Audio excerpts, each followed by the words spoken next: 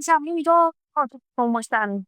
Hoy por la noche, bien, hoy les traigo un tema supremamente interesante. Resulta que estaba aburrida en la casa un día y me puse a ver una serie que pues ya había visto, pero no me había terminado realmente. Ustedes la conocen, creo, se llama Orange is the New Black, es bien famosa, está ahí en Netflix, así que pues se la recomiendo mucho. El tema es que me puse a pensar sobre el tema de las cárceles privadas, pero pues todo quedó allí. Y después más adelante, en la semana, vi un video de un programa de televisión que dan por HBO acá en Estados Unidos, en el que transmitían un video grabado en noviembre del 2024, en el que un dueño de una cárcel privada decía, para unas palabras menos, que estaba súper emocionado por lo que se venía en 2025. Y yo quedé como, porque justo después de que Trump gana las elecciones, este CEO de una cárcel privada dice esto. Pues me puse a investigar y esto fue lo que encontré, mis amigos. ¿Sabías que en Estados Unidos hay más de 2 millones de personas encarceladas y que muchas de estas personas están allí porque sí, sin cargos realmente probados y que estas cárceles privadas ganan miles de millones de dólares al año? Yo sé que suena súper extraño de primera mano escuchar el tema de una cárcel privada porque uno tiene o tiende a relacionar las cárceles con temas públicos, pero te prometo que más adelante en el video te voy a explicar cómo funcionan. ¿Listo? Pero esto no es todo. Me puse a atar caos y me pregunté qué pasa con los centros de detención de ICE, porque una cosa son las cárceles y otra son los centros de detención de ICE, donde miles de inmigrantes, incluyendo niños, son encerrados como si fueran criminales. ¿Tendrá esto alguna relación, digamos, con el tema de las cárceles privadas? Pues hoy te voy a contar la oscura verdad detrás de este negocio millonario y por qué debería importante. Así que vámonos.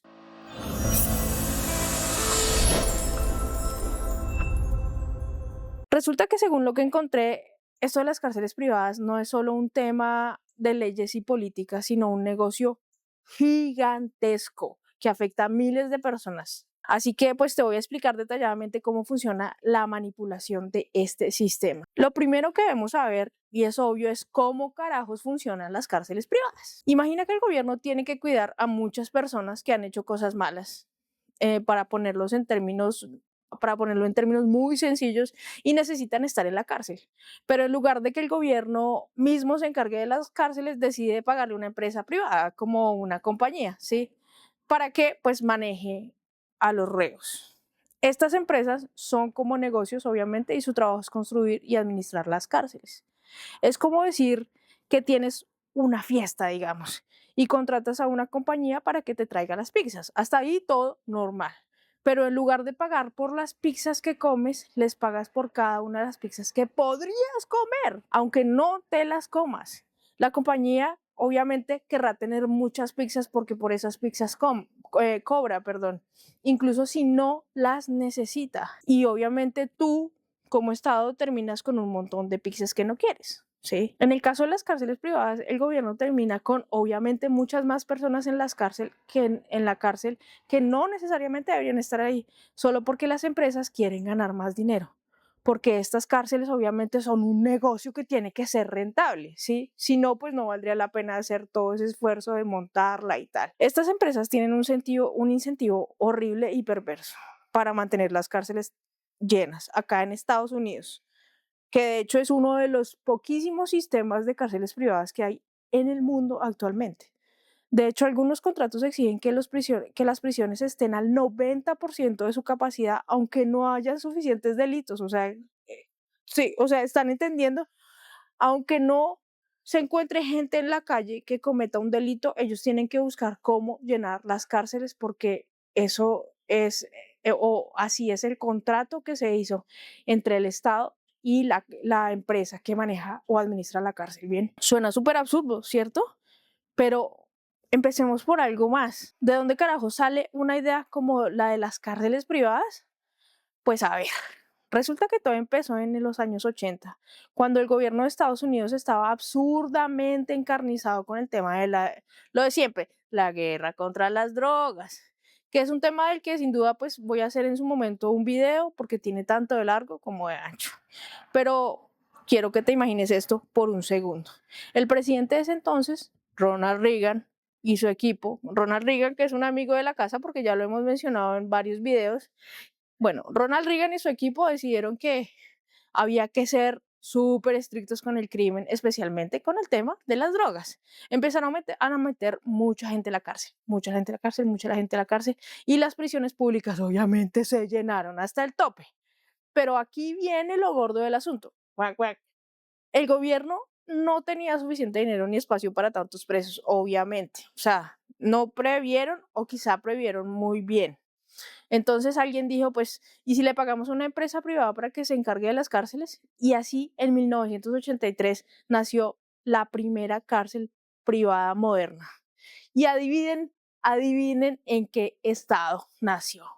En nuestro amigo de la casa, el más querido por todos, o el menos, o el más odiado quizás, en Texas. Nuestros amigos de ese estado, pues nunca nos defraudan, ustedes saben. Esta cárcel era manejada por una compañía llamada Correction Corporation of America, CCA en inglés, que ahora se llama CoreCivic. Y quiero que recuerden este nombre, CoreCivic, porque se va a repetir a lo largo de este video. El tema es que pues las empresas se pillaron que la cosa era supremamente rentable y dijeron, esto es un negociazo. Empezaron a construir cárceles por todos lados y a firmar contratos con el gobierno. El trato era súper sencillo. Nosotros como empresa nos encargamos de las cárceles y tú nos pagas por cada preso que tengamos. Pero aquí viene lo más polémico. Algunos contratos incluían cláusulas, ojo, que decían que el gobierno tenía que pagarles aunque las cárceles no estuvieran llenas. Sí, o sea, sí, aunque la cárcel no esté llena, tú igual me tienes que pagar. Sí, así de absurdo y rentable como lo oyes. O sea, si la cárcel tenía espacio para 100 personas, pero solo había 50, el gobierno igual tenía que pagar como si estuviera llena. Pues, ¿qué hicieron? Empezaron a meter gente a la cárcel para justificar el gasto. Obviamente, el gasto que paga el gobierno viene de nuestros impuestos, señores y señoritas. Entonces, ¿están entendiendo la magnitud de esto? Ahora hablemos del papel de la política, porque pues obviamente aquí hay gato encerrado. Aquí es donde el tema se pone súper intenso. Las empresas de las cárceles privadas como CoreCivic, ¿recuerdan? Y GeoGroup empezaron a gastar millones de dólares en cabildeo. ¿Qué es el cabildeo? Esto es como cuando las empresas le pagan a los políticos para que hagan leyes que les convenga.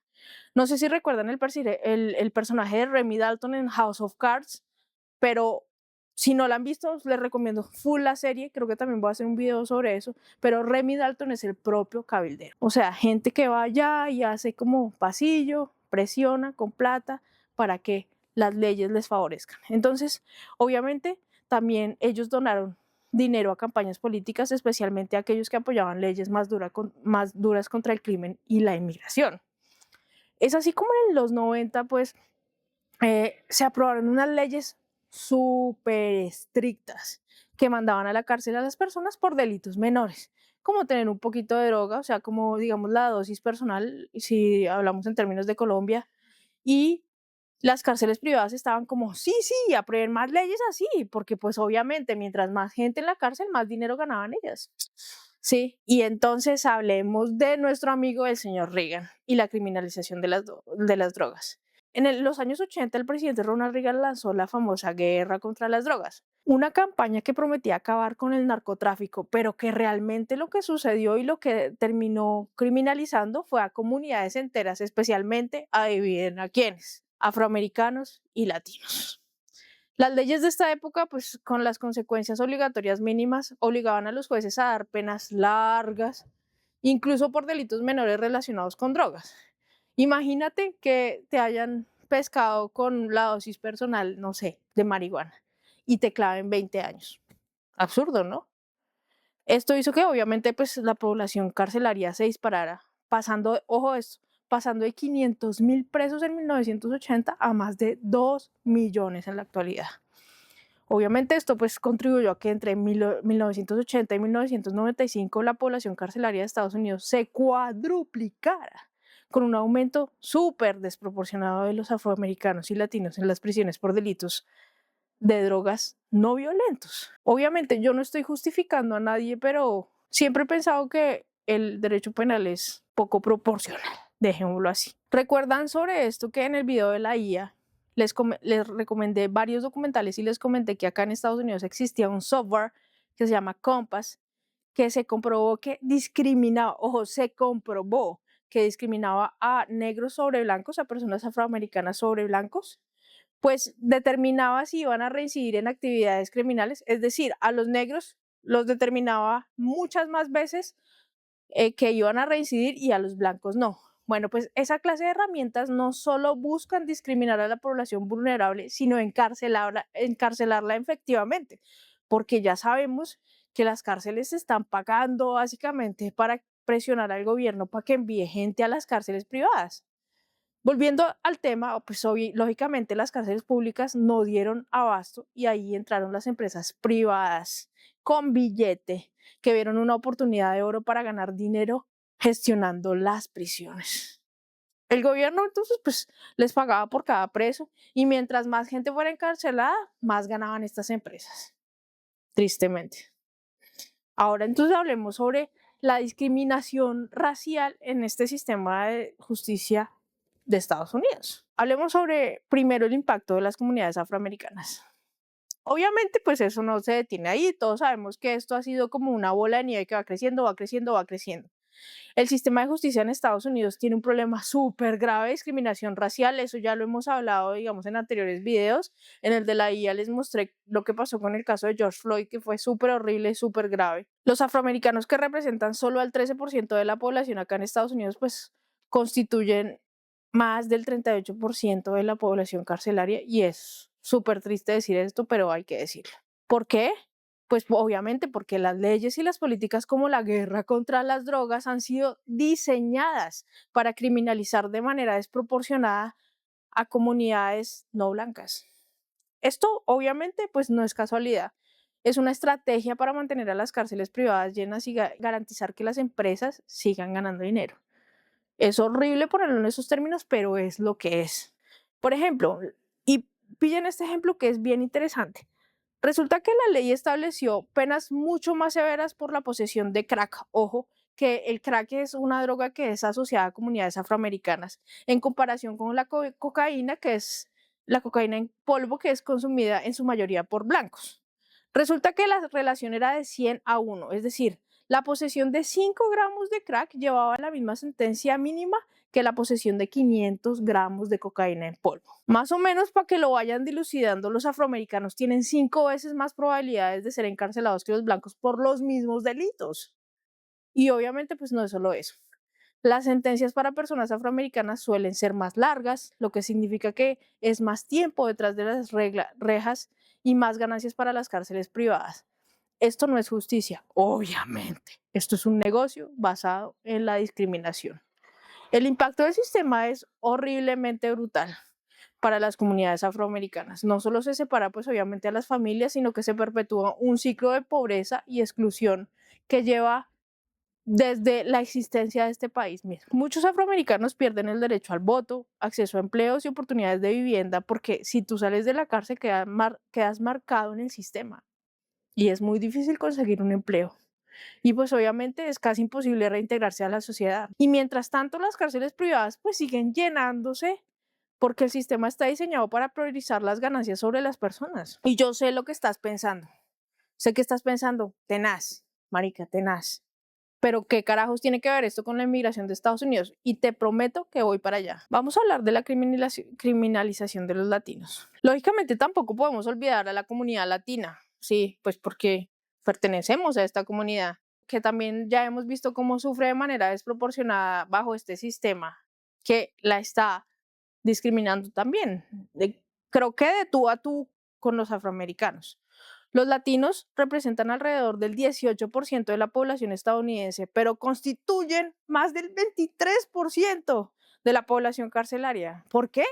Porque al igual que los afroamericanos, obviamente los latinos son criminalizados por leyes y políticas que apuntan directamente hacia ellos. Por ejemplo, las redadas de ICE y las políticas de inmigración agresivas han llevado a que miles de latinos, muchos de ellos indocumentados, sean detenidos en centros privados, donde las empresas, ojo, ganan $133 el día por cada persona que está allí, lo cual tienen que saberlo, es demasiado dinero si hacen números de cuántas personas están encarceladas en cada cárcel del país. En 2023, más del 60% de los detenidos por ahí serán de origen latino. Pero No solo se trata de un tema de inmigración. En el sistema de justicia penal, los latinos también enfrentan sentencias súper largas y tasas más bajas de libertad condicional en comparación con los blancos. Ojo, cuando hablamos de blancos estamos hablando del blanco americano como ellos se definen, ¿sí? Esto no es justicia, esto es un sistema, como ya lo hemos dicho, diseñado para llenar celdas y generar ganancias. ¿Y cuál es el papel de ICE? Ojo con esto. Un punto súper clave en la relación entre las empresas dueñas de las cárceles privadas y ICE ocurrió en 1996, cuando el gobierno de Bill Clinton, uno de los malos, aprobó leyes como la ley de la reforma de inmigración legal y responsabilidad del inmigrante. Esto facilitó la detención y la deportación de los inmigrantes, ¿sí? A medida que el número de los detenidos aumentaba, ICE, fundado en 2003, ojo, tras la creación del Departamento de Seguridad Nacional, recurrió aún más a las empresas como CoreCivic y GeoGroup para administrar los centros de detención. Si pillan la vuelta, desde entonces la relación ha seguido súper creciendo, obviamente, con contratos multimillonarios otorgados a estas empresas que han influido en la política migratoria a través de donaciones, cabildeo para mantener y expandir el sistema de detención privada. Es súper triste esto. Y yo sé que en este punto a ti te debe sonar conocidos los nombres de CoreCivic y GeoGroup. Pero no te acuerdas por qué, pues adivina qué. ¿Te acuerdas de mi video de grilletes que hicimos hace como un par de meses? Resulta que estas empresas también están a cargo de imponer los grilletes a inmigrantes y por eso también ganan una gran tajada. Entonces, lógicamente, el impacto en las comunidades latinas es devastador. Las familias son separadas, los padres son deportados y los niños quedan atrapados en un sistema que los trata como delincuentes. Muchos latinos detenidos en centros de ICE ni siquiera han cometido un crimen, simplemente están ahí detenidos porque cruzaron la frontera buscando una vida mejor y mientras tanto las empresas privadas se benefician de su sufrimiento ganando millones de dólares al año. Y ojo a este dato, más del 70% de los detenidos por ICE son enviados a centros operados por empresas privadas. ¿Te acuerdas de la política de tolerancia cero que separó a miles de niños de sus familias en 2018 en la primera presidencia de este tigre Trumpy?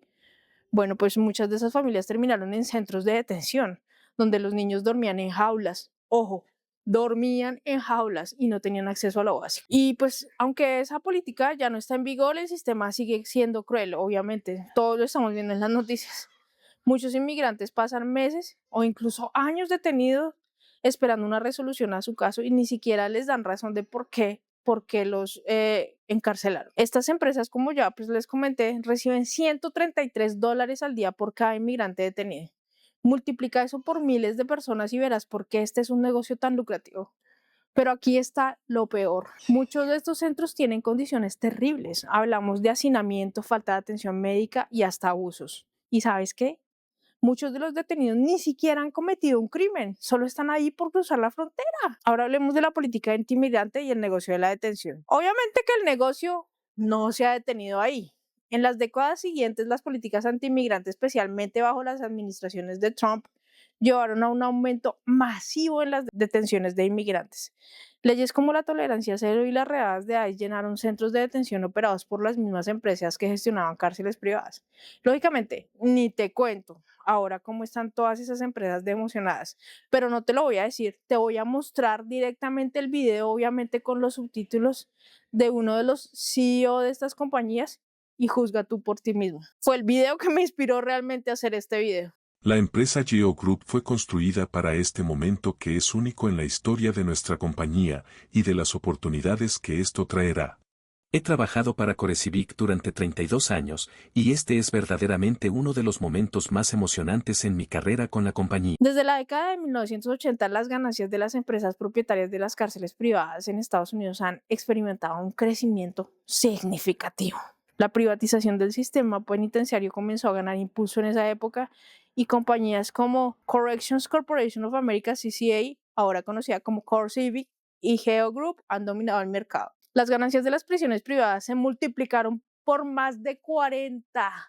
Se multiplicaron por más de 40 desde 1980, pasando desde unos $50 millones a más de $4.000 millones anuales combinados entre las dos empresas en 2025. Obviamente, aunque enfrentan presiones políticas, siguen siendo un negocio súper rentable.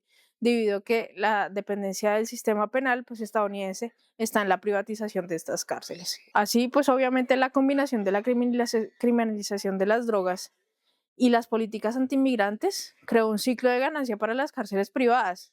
Más leyes duras significaban más personas detenidas y más detenidos significaban más dinero para las empresas, o significan, porque esto sigue pasando, esto está súper vivo, mis amigos. Y ahora entonces vamos a hablar el tema de la orden ejecutiva sobre el inglés como idioma oficial. Y nos recuerdan que hace como un mes Trump sacó un decreto presidencial diciendo que el inglés era el idioma que se hablaba acá oficialmente en Estados Unidos y que todos dijimos, pues, ay, obviamente, pues qué bruto, póngale cero. A algunas personas les pareció súper redundante el hecho de que Trump firmara esa orden ejecutiva, pero realmente tiene muchas repercusiones que no han sido evaluadas por la mayoría de ustedes, como por ejemplo, acceso limitado a la información y servicios gubernamentales en páginas web, por ejemplo.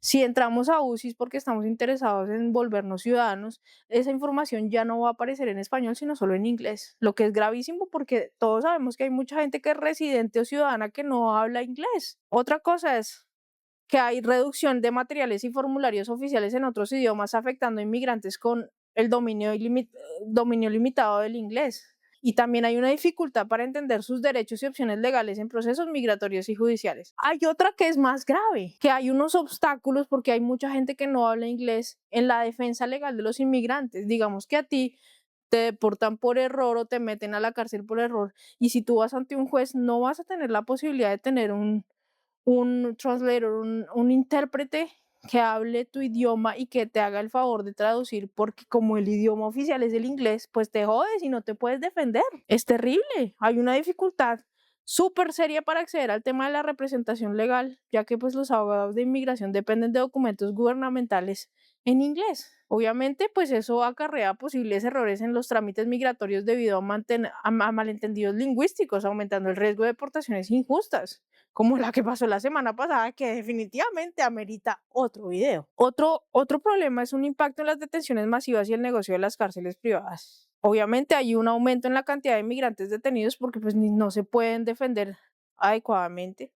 Y esto, nuevamente, beneficia a las compañías como Core Civic y Geo Group, que lucran con cada detenido bajo su custodia. Vamos a hablar entonces ahora de la afectación a los ciudadanos puertorriqueños. Obviamente, aquí queda clara la relación que Estados Unidos tiene con Puerto Rico. Puerto Rico no hace parte de los 50 estados, lo llaman un territorio incorporado.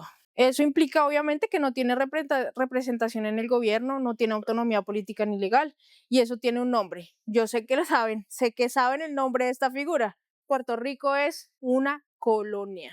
Pues esta orden ejecutiva es un ataque hacia Puerto Rico directamente y obviamente ha generado tensiones con Puerto Rico, donde el español es el idioma principal y muchos ciudadanos dependen del servicio gubernamental en su lengua materna. Imagínate que estos tigres me colonizan, supuestamente soy un ciudadano, pero no tengo derecho al voto, pero no dicen que el idioma oficial no es el mío, sino el que a ellos les dé la gana. Bacano, ¿verdad? Han habido casos de detención errónea a puertorriqueños por ICE porque son confundidos con inmigrantes indocumentados. Errores. Ahora, hay un aumento en la discriminación y la exclusión social. Se refuerzan las barreras para la integración de comunidades inmigrantes en Estados Unidos. Hay una percepción de un ataque directo contra los derechos lingüísticos de los grupos hispanohablantes, obviamente. En general, esta orden ejecutiva no solo ha tenido un impacto simbólico, sino que también ha contribuido a la vulnerabilidad de los inmigrantes y los ciudadanos de habla hispana en el sistema legal y penitenciario de Estados Unidos. Pero entonces, ven acá, magullamos el tema. ¿Cómo es que, me repites, cómo es que las cárceles se convierten en un negocio? Pues las cárceles privadas, ¿no? El gobierno paga por cada persona, como lo dijimos. La empresa privada recibe un dinerín, mi amigo billetín, del gobierno por cada persona que está en su cárcel. Por ejemplo, si tienen 100 personas en la cárcel, el gobierno les paga por esas 100 personas.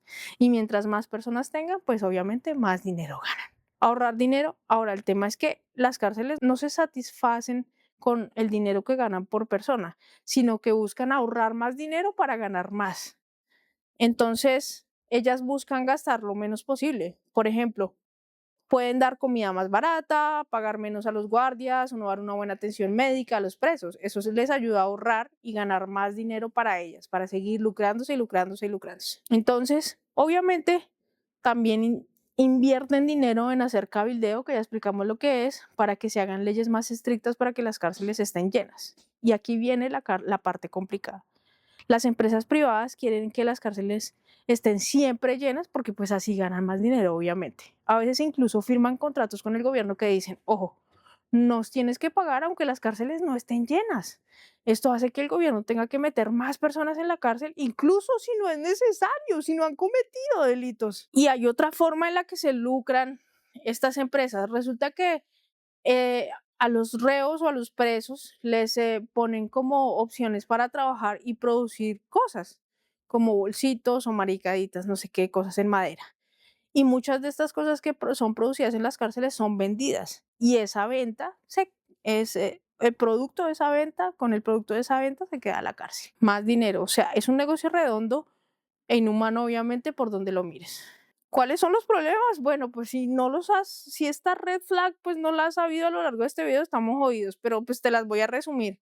A pesar de las razones mencionadas, las cárceles privadas han sido un objetivo de fuertes críticas por parte de los activistas académicos y organizaciones de derechos humanos. Obviamente, algunas de las principales problemáticas incluyen que tienen incentivos perversos, obviamente, tienen condiciones supremamente deficientes, porque pues para maximizar las ganancias, las empresas privadas a menudo recortan costos como en áreas críticas como la atención médica, la alimentación, la seguridad, lo que resulta en condiciones de vida súper precaria para los reclusos. No hay una transparencia y esto es súper importante.